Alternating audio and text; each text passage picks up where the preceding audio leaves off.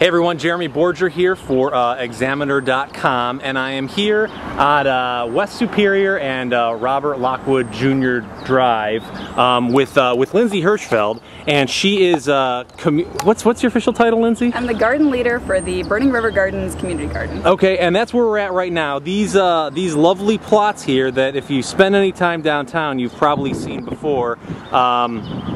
These have been here for 2 years. This is the second year that this community garden program has been in place. And Lindsay, can you tell us a little bit about the background of the program and how it got started? Sure. We've been here for 2 years. We're working with the Ohio State Extension Program and with Summer Sprout.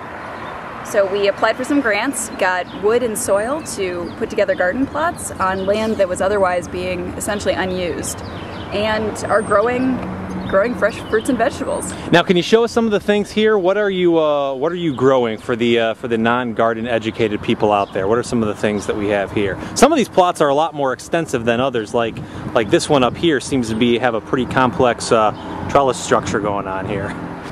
Okay, so up here we have some lettuce, some peppers, carrots, squash, beans, and a number of other things that I can't identify without markers. But Andy, who owns this plot, does a really nice job of using some innovative urban gardening techniques, like putting plastic bottles around his plants to keep in the moisture. Okay, cool. Which reduces the need for using a lot of water.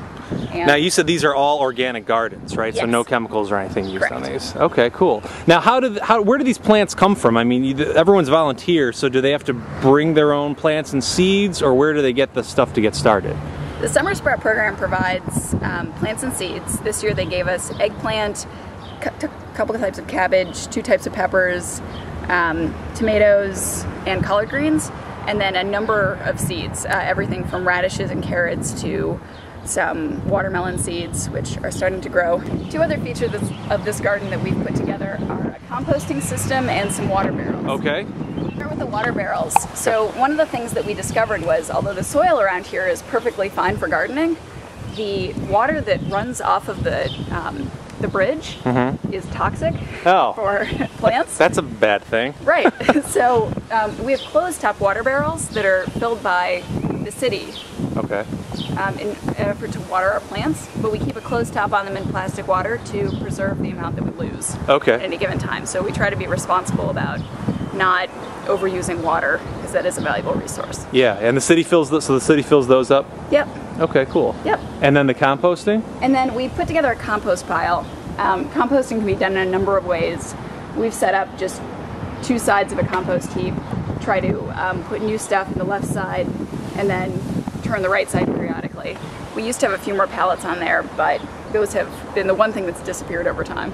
Okay, okay. So any kind of garden, when they're done with their clippings from cutting stuff, they just throw it in the compost? Yep, and we were able this year to use some of the composted materials to refill some of the beds. Okay, cool. We were also given additional soil this year through the Summer Sprout program, cool. So that any settling was still able to provide full raised beds for us. Yeah. Now, right now you're all filled up. I mean, there's no more spots. Is there any talk of expansion, or I would assume there's a lot of interest in this? Yeah. So we're applying for grants each year to increase the number of beds we have, and we're always looking for people to get on the waiting list for those beds. Okay. So if somebody wants to get more information or wants to be on the waiting list, where can they go? They can email burningrivergardens@gmail.com, and that's all one word, or contact the Historic Warehouse Development Corporation. Okay, cool. All right, Lindsay, thanks so much for showing us around. Thank you. I'm Jeremy Borger, and thanks for tuning in to theexaminer.com.